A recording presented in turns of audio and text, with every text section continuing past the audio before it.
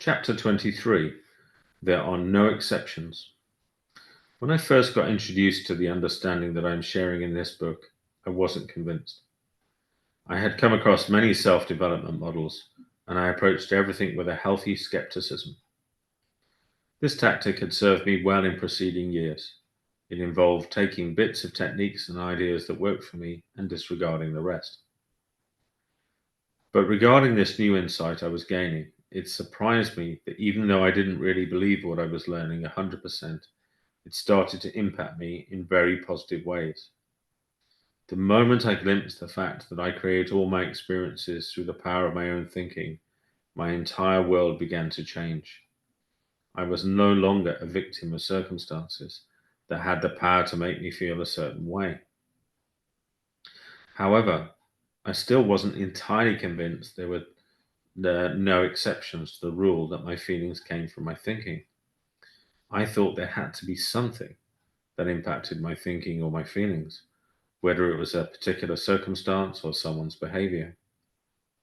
What I saw more and more deeply over a period of many months was that there are, in fact, no exceptions to this process. Your feelings always come from your thinking. I tested this concept over and over, often in ways described throughout this book, so that it gradually became not just some good idea that someone had shared with me, but one that was deepened by my own experience.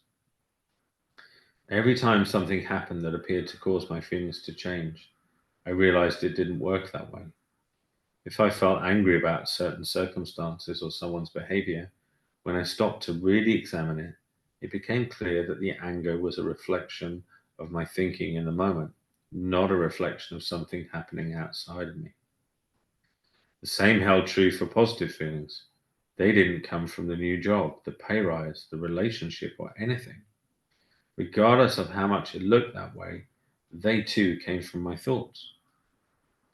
Realizing that there were no exceptions became incredibly helpful to me in dealing with challenging people and circumstances, because it made me see there are no challenging people or circumstances. There is only my thinking about people or circumstances.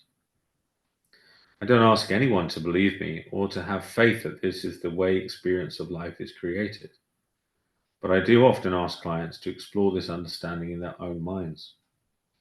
What would it mean for their current situation or problem if 100% of how they felt about it was generated by their own thinking? When I ask myself that question, and I still do it often, it turns the problem on its head. I usually end up seeing I'm trying to fix a problem that never existed. Many times, my only problem is that I'm feeling bad and I think it's because of something or someone outside of my control. So I try to change that rather than realizing it is my thinking that is creating the feeling. A counterintuitive implication of this is that there is often nothing to do. Our thinking changes naturally when we leave it alone. If our minds don't create feelings based on anything outside of us, then any problem is purely one of our own imagination. Ooh.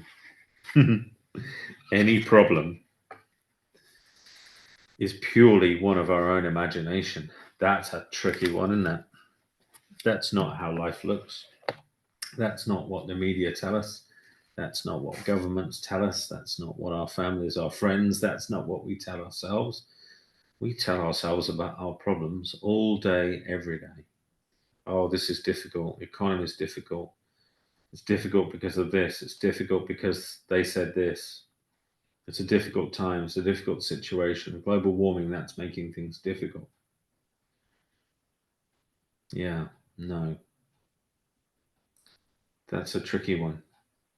That's a good one to reflect on. I would encourage you take some time with that one. That's one where you're going to have exceptions. You're going to say, okay, well, I can see that maybe I'm creating a problem that isn't there in this situation, but in this big situation out in the real world, well, that is a real problem. Like you'd be insensitive or possibly a bit crazy to suggest that it's not.